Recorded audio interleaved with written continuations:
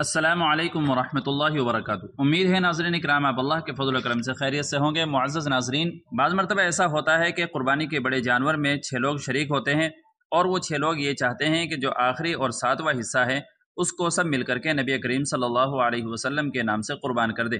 تو کیا اس طرح سب لوگوں کا قربان کرنا نبی صلی اللہ علیہ وسلم کے نام سے صحیح ہے یا نہیں؟ شریعت مطہرہ کا اس سلسلے میں کیا حکم ہے؟ علماء کرام اور مفتیان عظام اس سلسلے میں کیا فتویٰ جاری کرتے ہیں؟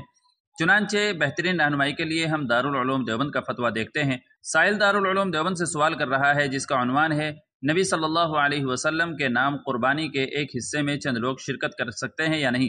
سائل نے سوال کیا، بعد سلام، عرض یہ ہے کہ بڑے جانور میں 7 حصے ہوتے ہیں جس میں 6 حصے تقسیم ہو گئے، باقی ایک حصہ جو چند شرکاء کے درمیان ہے، سب شریک ہو کر رسول اللہ صلی اللہ علیہ وسلم کے نام سے قربانی کرنا چاہتے ہیں۔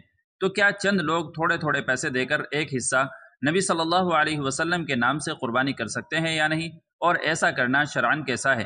کیونکہ سب لوگ تھوڑے تھوڑے پیسے دے کر شعر میں نبی صلی اللہ علیہ وسلم کے نام قربانی کر کے ثواب کمانا چاہتے ہیں۔ تو دارالعلوم دیوبند کی طرف سے اس کا جواب دیا جاتا ہے، بسم اللہ الرحمن الرحیم، 7 آدمیوں سے زیادہ کی شرکت بڑے جانور میں جائز نہیں ہے۔ بس ایک حصہ جو چند آدمی مل کر حضرت نبی اکرم صلی اللہ علیہ وسلم کی طرف سے لیں گے تو یہ صورت جائز نہیں ہوگی۔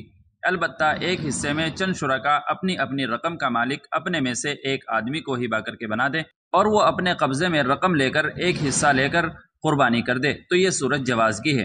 حاصل یہ ہے کہ 7 شرکاء سے زائد کا ہونا بھی بڑے جانور میں درست نہیں ہے، اور یہ بھی درست نہیں ہے کہ 7 شرکاء میں سے کسی کا حصہ کم زیادہ ہو، اور جب ایک حصے میں شرکت کرنے والے اپنے میں سے ایک آدمی کو مالک اور قابض بنا دیں گے تو اگرچہ قربانی تو اس ایک ہی کی طرف سے حضرت نبی کریم صلی اللہ علیہ وسلم کے لیے ہوگی، مگر اپنی اپنی رقم ہبہ کرنے والے ثواب سے محروم نہیں ہوں گے۔ واللہ تعالی علم۔ دارالفتاء دارالعلوم دیوبند۔ تو ناظرین کرام، اس فتوے سے پتہ چلا کہ ایک حصے میں صرف ایک ہی آدمی شریک ہو سکتا ہے، اور چند آدمی مل کر کے اگر کسی ایک حصے میں شریک ہو کر کے قربانی کرنا چاہیں تو یہ قربانی درست نہیں ہوگی۔ امید ہے کہ مسئلہ اچھی طریقے سے واضح ہو گیا ہوگا۔ ویڈیو اچھی لگی ہو تو لائک اور شیئر کر دیجیے گا، اور چینل پر پہلی بار آئے ہوں تو سبسکرائب بھی کر لیجیے گا۔ چلیے پھر ملتے ہیں اگلی کسی ویڈیو میں۔ السلام علیکم ورحمۃ اللہ وبرکاتہ۔